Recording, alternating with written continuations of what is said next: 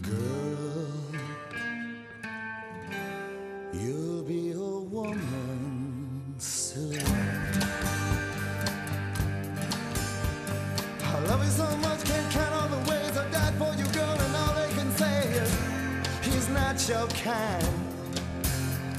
They never get tired of putting me down, and I never know when I come around what I'm gonna find. Don't let them make up your mind. Don't you look good?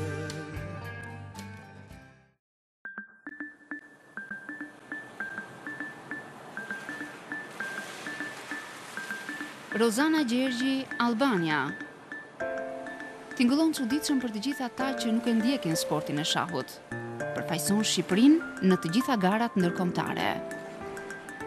Rozana Gjergji, Rudina e vogël, subjekt real i filmit 2 herë mat. Ka nisur të merret me shah që fëmijë. Sot kapitene e ekipit kombëtar të femrave në shah. Rozana Gjergji ngriti flamurin shqiptar në Olimpiadën Botërore të Shahut në 2012 dhe arriti rezultatin më të lartë për Shqipërinë. Rozana Gjergji e ndan kohën mes shkresave të zyrës së saj të avokatisë e familjes, por shumë nga hapësira e lirë duhet t'i kushtoj pasionit të saj shahut. Jo vetëm se nuk bën dot ndryshe, por edhe pse kur vendos të përfaqësosh vendin tënd, duhet ta bësh ashtu siç duhet. Përzgjidhet në unik nga publiku në femrat e suksesshme të 2012-s, për rezultatin më të lartë që kemi arritur në këtë sport ndonjëherë.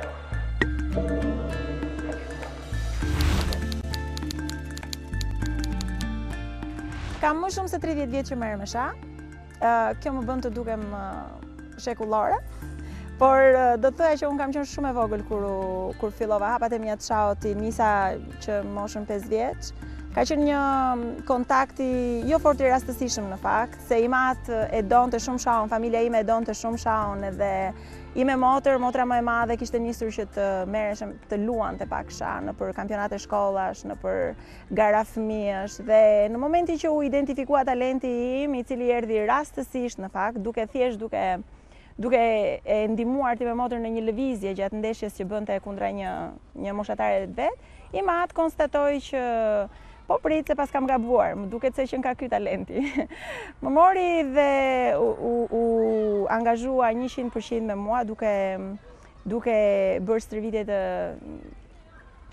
me orë të gjata natyrisht në para skakjerës së shahut, gara dhe aktivitete pafund, që prej asaj moshe deri më sot. Truri i femrës dhe truri i mashkullit nuk kanë ndonjë diferencë midis njëri tjetrit. Ajo çka mendoj unë që përbën diferencën në këtë rast është impenjimi dhe mundësia për të u impenjuar totalisht jo në një lojë shahu, por në një karrierë shahistike, në një karrierë të suksesshme.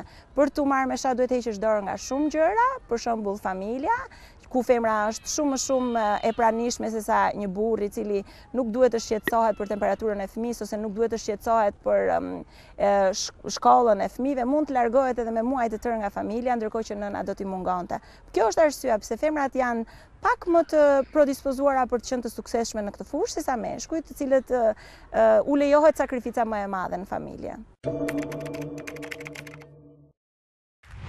Jam shgënjur për sa i përket shahut, jam shgënjur për sa i përket jetës, jam shgënjur peng do të mbetet gjithë jetën që nuk mora pjesë në garat e moshave. Unë numëra me shah në një moshë shumë të vogël, ndërkohë që mikeshat e mia në përbot kishin mundësi të luanin gjitha turnet ose në gjitha kampionatet botërore të moshave, 6 vjeçar, 8 vjeçar dhe deri në 20 vjeçar, mua nuk mu dha kjo mundësi. Kam pas garantime të parë para viteve 90, në fakt do ta quaj veten me fat sepse në atë kohë shumë pak udhtohej jashtë Shqipërisë, sidomos me sportin e sidomos një fëmijë.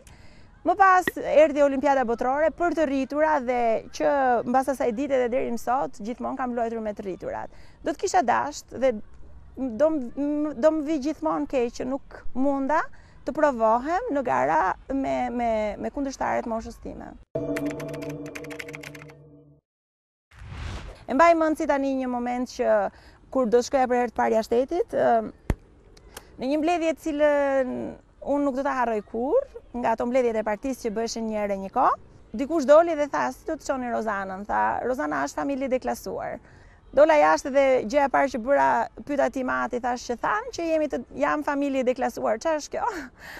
Do të thënë, ky është një zhgënjim që merr një fëmijë. Natyrisht mu spjegua se çfarë ishte deklasimi. Nuk mu duk ndonjë gjë e jashtëzakonshme, mua më pëlqente si isha, më pëlqente si ishte familja ime dhe nuk u shqetësova shumë gjatë. E rëndësishme ishte që unë të mos pengohesha të luesha. Gjyshi im është pushkatuar në 45-ën, fill mbas çlirimit. Pa çka se nuk ishte bërë asgjë. Unë nuk e kam njohur gjyshin i madh, e kam njohur shumë pak, edhe megjithatë ai ndikoi në jetën tonë themelisht. Babai im u rrit në një shtëpi fëmijë nga e cila kishte frikë, domethënë, të thoshte që babain e kam të pushkatuar, asnjëherë nuk u tha me zë të lartë kjo diskutoi vetëm në familje, dikur u zbulua dhe dënohet edhe ai për agitacion e propagandë. Pikërisht në ditën e dasmës së tij u arrestua dhe e pa familja, se unë s'kisha lindur, e pa shumë vonë. Mamaja ime është një heroine vërtet, një grua të cilën unë e adhuroj dhe një grua të cilën unë e kam pas shembull dhe në jetë, e cila i është dedikuar 100% familjes, mund të kishte hequr dorë nga rreziqet, mund të kishte hequr dorë nga dashuria e saj, mund të kishte hequr dorë nga shumë gjëra për të rifilluar jetën, nuk e bëri. Ishte një sakrificë, cilën jo gjithkush e bën.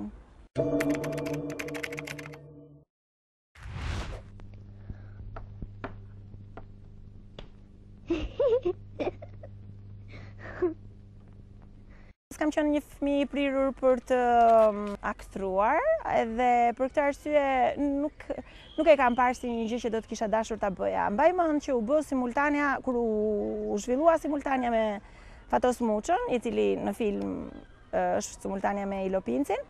Unë ato pak fjalë që mu desh të thoja dhe ato pak veprime që mu desh të bëja, i bëra me vështirësi, me të drejtën. Isha një fëmijë i ndrojtur, ndryshe nga që jam sot, diskutohet, një fëmijë i mbyllur dhe një fëmijë i cili nuk donte të dilte nga guacka e saj.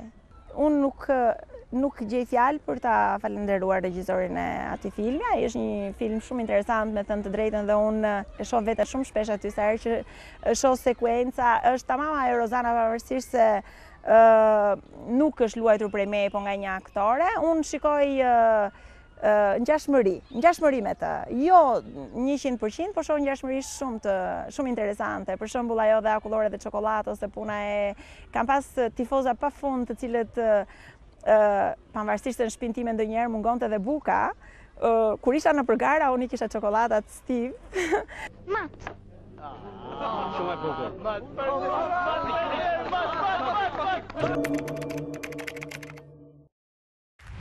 Trëmbem gjithmonë nga humbja. Mos ja thoni njeriu këtë. Unë para çdo ndeshje kam emocione të pa fund, të cilat natyrisht thelbi i tyre është po humba.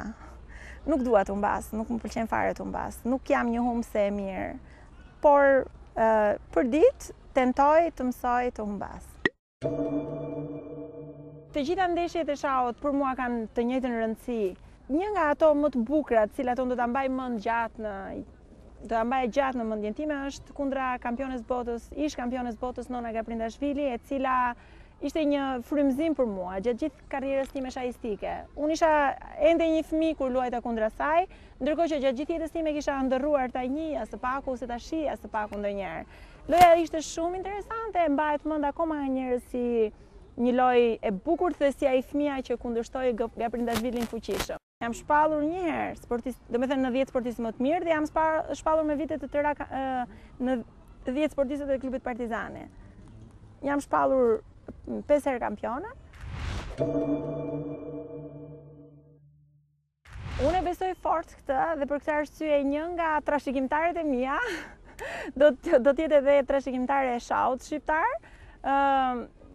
Mendoj që edhe ka shumë të rinj sot që po merren me shah, ka filluar. Kemi hedhur, si thua, jemi duke u përpjekur për të ngritur një akademi e shahu, e cila aktualisht ekziston në doza të vogla, por që do të bëhet akoma më e fuqishme dhe më madhe. Ka prurje të reja, ka talente të reja, të cilat shpresoj të shkojnë larg me shahun. Neve luftojmë për të mbrojtur familjen, neve luftojmë për të mbrojtur dashurinë, neve luftojmë për të mbrojtur jetën. Kështu që mua më duket gjë shumë e bukur nëse mbretëresha do sakrifikoheshe për të ruajtur mbretërinë. Unë jam një nga ato mbretëresha që në familjen time që sakrifikoj jetën për ta. Misioni i çdo nëne në fakt është edukimi dhe mbarvajtja e edukimit të fëmijëve. Unë kam një vajzë dhe një djalë dhe gjatë gjithë jetës time ato do jenë prioriteti im. Jam 100% për ta aty. Për të bërë më të mirën e mundur. Është shumë e vështirë, një fjalë e urtë kineze thotë që më mirë ndërton një fshat se sa edukon një fëmijë. Jam shumë shok me tim shoqe. Është shoku im i jetës. Domethënë nuk i kam thënë kurrë burri, as në prezantim as. Është shoku im i jetës. Kemi 12 vjet që jemi bashkë dhe do të jemi dhe shumë vite ndash Zoti, por është zgjedhja më e mirë që kam bërë në jetën time. Kam gabuar, çdo njeri ka gabuar dhe unë kam gabuar në zgjedhje të ndryshme, për shembull puna. Mendoj që kam gabuar në zgjedhjet e alternativave që më janë dhënë për të punësuar. Pavarësisht se ato janë eksperienca shumë të bukura në jetën time, do të habiteshin njerëzit që ta dëgjonin këtë, por mendoj që profesionin që kam tani duhet ta kisha nisur shumë më përpara. Ky është një nga gabimet e mia të cilat nuk ja fal vetes.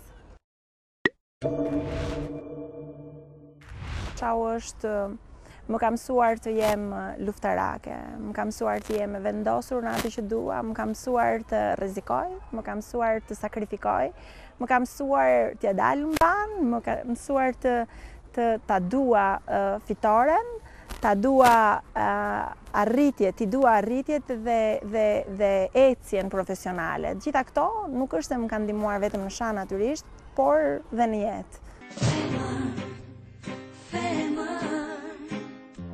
Vetëm ti ke zemër